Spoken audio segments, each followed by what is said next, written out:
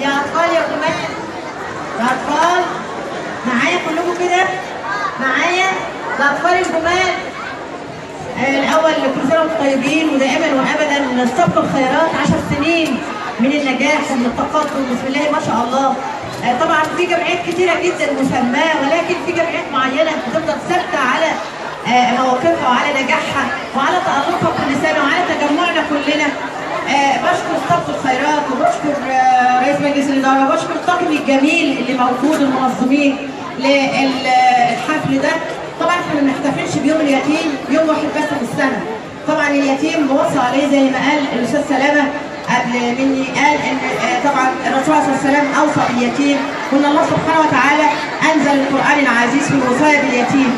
فاحنا مش بنحتفل النهارده بس بيوم واحد بس لليتيم، ولكن دائما واليتيم هو يتيم الفكر وليس يتيم الام والاب.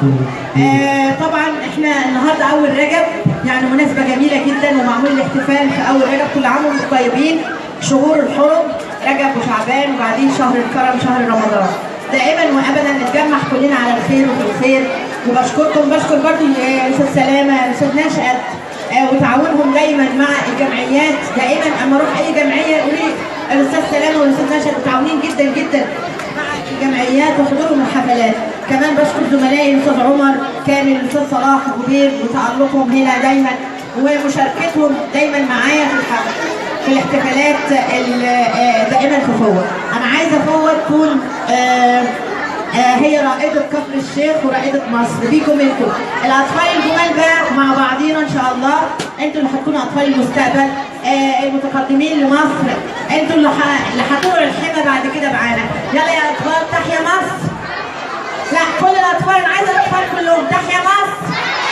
تحيا مصر. كل الاطفال معايا تحيا مصر.